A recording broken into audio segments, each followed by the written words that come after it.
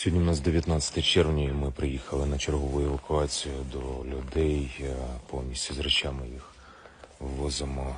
Кажуть, що неможливо вже жити в Куп'янську, тому кажу, ну а вантажити там допомагайте, тому що я після операції мені грузити не можна. Каже, хто буде грузити, якщо хто допоможе, якщо вже нікого немає. З сусідів, ну тепер розумію, чому саме так людина говорила.